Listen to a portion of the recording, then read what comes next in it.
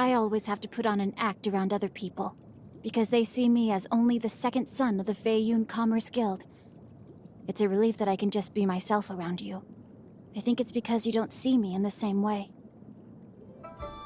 There aren't many records on matters concerning visions, but I do have a passage dedicated to the topic in my collection of ancient texts. I can lend it to you if you want. I've come to an epiphany based on some things I've been reading. Ultimately, the arts of both the polearm and the sword are just the art of hand-eye coordination. It's a little difficult to explain. If you want to know more, come with me to Wangshan Hall. But first, you have to promise me you won't laugh. I have great respect for Lady Beidou. I just wish she wouldn't call me kid and ruffle my hair each time she sees me. In her capacity as a Tianquan, I'm obliged to respect her. Otherwise, it could create issues for my father and brother. On a personal level, let me think. I think I will go with no comment.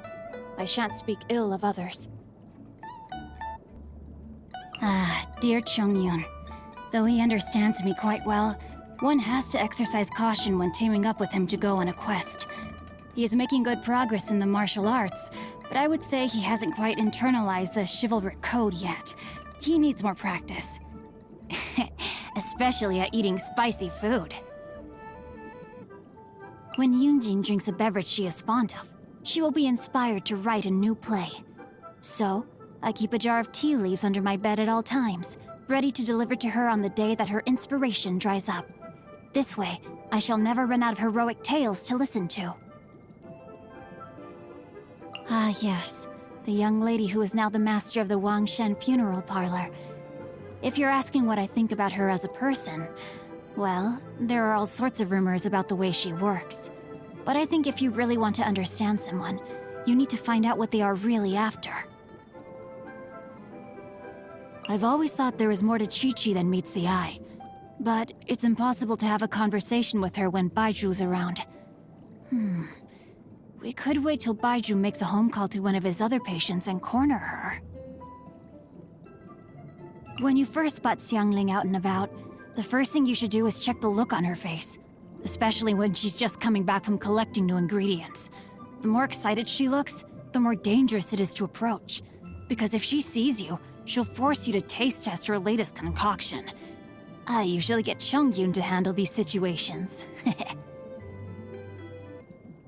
Where does Xinyan perform? Anywhere from Churro Rock to Yujing Terrace. No spot is untouched by her disruptive presence. A quiet day when I can curl up with a good book is a rare treasure indeed. I've thought of all the illustrations I want for each major event in the next 3 volumes. I should write my thoughts down before I forget them, and send them to Mr. Prince. My father and brother entertained that gentleman as a guest once. From the way they were acting, he must be a very high-profile figure indeed.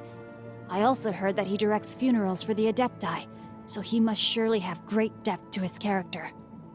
We should do some digging and see what we can find out about him.